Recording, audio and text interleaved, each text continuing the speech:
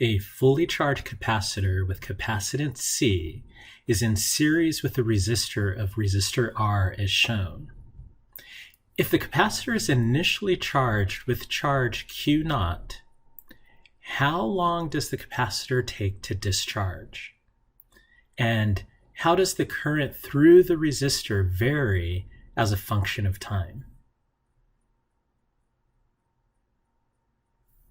Well, in this example, what we're really trying to do in this example is just to derive expression for the charge on this capacitor plate as it discharges from being fully charged. So this circuit might have been in a circuit where there is a switch, and that switch connected the capacitor to a battery that charged it. And now we're switched over. So now we are using the energy stored by the capacitor to run a current through the circuit with the resistive load that we have given here. So the capacitor is the source of the potential difference that will drive the current in this circuit. And we want to come up with the expression for the charge on the plates of the capacitor as a function of time. That's going to allow us to determine how long it takes the capacitor to discharge and how the current through the resistor varies as a function of time. Let's start this by just drawing our own sketch of the circuit. We have the capacitor, and we have this capacitor in series or in parallel, if you choose to look at it that way, with the resistor. Let's identify the positive and negative plates of the capacitor. So this upper plate I'm designating as the positive plate. This lower plate I'm designating as the negative plate. Let's also indicate a couple of nodes in between the capacitor and the resistor. The node attached to the negative plate we'll label as A. The node attached to the positive plate we'll label as B. Our goal is to determine the charge on the plates of the capacitor as a function of time. So this capacitor is initially fully charged. So we will define Q naught to be the charge on the plates of the capacitors at time t equals 0, and it is initially fully charged. So we could just call this Q max.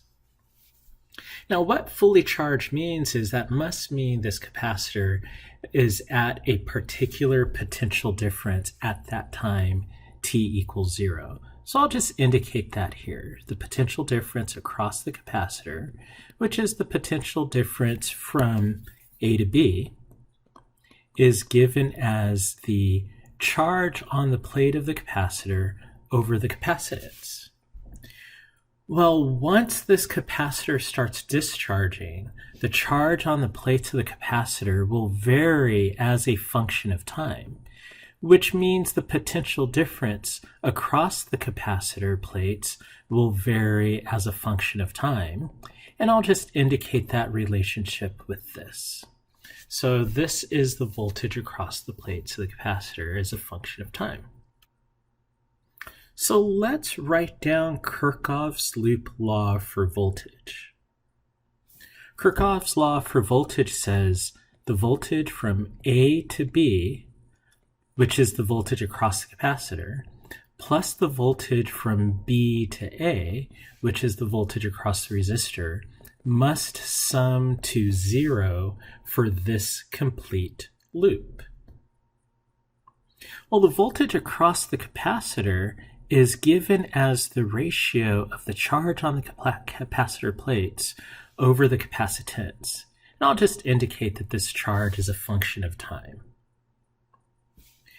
The voltage across the resistor is given as, well, let's look at this. The voltage across the resistor. Well, we know from Ohm's law and from the direction of the analysis. Let's look at the direction of our analysis. We are analyzing this circuit in a clockwise direction. When charge leaves the capacitor plates, it'll go from high potential to low potential. So we will indicate the current direction as I, and we will indicate the path that we are analyzing as path 1. So path 1 is how we determine Kirchhoff's loop law for voltage. But now we have to determine the potential difference across the resistor. And you might remember from previous lecture that if the current is in the same direction as our analysis path, as it is in this problem, then the potential difference across that resistor from B to A is equal to minus the current through the resistor times the resistance. So that means we have, for our Kirchhoff's loop law for voltage, we have a minus current times the resistance is equal to 0. So we are trying to determine the charge on the plates of the capacitor as a function of time. This expression implies that charge on the plates of the capacitor is constant because we might be led to believe that the product of current times resistance is a constant. But that's not true, actually. Because the charge on the plates of the capacitor is varying as a function of time, that means the current in this circuit also varies as a function of time. And so let's look at the current supplied by the capacitor plates. Now that current supplied by the capacitor plates is equal to the time rate of change of charge in our circuit. But if we look at the circuit, we are removing tiny bits of charge from the capacitor plates. And because we are moving tiny bits of charge from the capacitor plates, we can say that the current in the circuit is equal to minus dq over dt, where we are acknowledging that d capital Q corresponds to the fact that we are removing charge from the capacitor plates. So this is giving us the current through the capacitor is being equal to minus dq dt, which is the current in our circuit. So let's call this equation 2, and we will call this equation I'm using 1 above, so let's just call this one equation 3. And what we're going to do is we're going to just substitute into equation 3 our expression for current from equation 2. So when we do that, we get the left side of the equal sign is the ratio of the charge on our capacitor to the capacitance minus the current in our circuit, which we are saying is equal to minus dq. And remember, dq is just the change of the charge, the infinitesimally small change of the charge on our capacitor plates. So minus dq dt times the resistance. Now here we could clearly see now that this charge has an explicit time dependence. And that time dependence, again, came from the current in our circuit. Our goal is to figure out our charge as a function of time. So let's do this. So let's isolate the dq dt on one side of the equation. And in fact, let's put all of the q's on one side of the equation so we could find that expression for charge as a function of time. So this would be r dq dt, so the time derivative of the charge on the capacitor plate, plus q over c is equal to 0. Let's isolate the q's. So the next step I'm going to do is divide through by the resistance.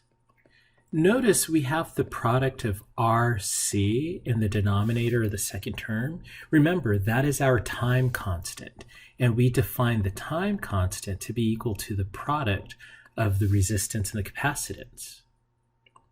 Now let's divide everything through by the charge on the plate of the capacitor. So we have 1 over Q dq dt plus 1 over RC is equal to 0. Let's continue isolating the Q.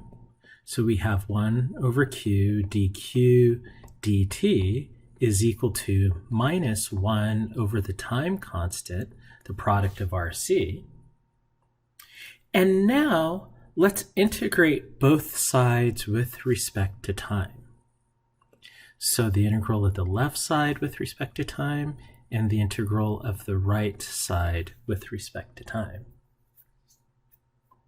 The integral of the left side with respect to time transforms into the integral of 1 over Q dq. The integral of the right side with respect to time is just the integral of minus 1 over RC dt. The left side, when we integrate, becomes the natural log of Q, and the right side is just minus 1 over RC t plus a constant of integration. And this constant of integration I will just call B. Now here, this shows that Q does depend on time. And specifically, the natural log of Q is a linear function of time. Well, let's get rid of that natural log by exponentiating both sides. So in other words, consider each side of the equal sign as a power of the natural number e. When we do that, the left side just is our charge q as a function of time. And the right side is just e to the minus 1 over rc plus b, which is the same thing as e to the minus 1 over rc, and I forgot my t, so minus 1 over rct times e to the b. Now, e to the b is just a constant. Since b was our constant of integration, let's go ahead and just relabel this constant as a. This means that our charge as a function of time is equal to a e to the minus 1 over rc t. Here is our expression for charge as a function of time, given as a constant of integration a and containing the time constant, the product of the resistance and the capacitance. So what we need to do from here is determine what that constant of integration a is. And we could use our initial value to do that. Remember, we said that Q at time t equals 0, we just called that Q naught. That is the initial charge on the plate of our capacitor. So at time t equals 0, that Q naught is equal to a e to the minus 1 over rc times 0, which is just a. What this reveals is that our constant of integration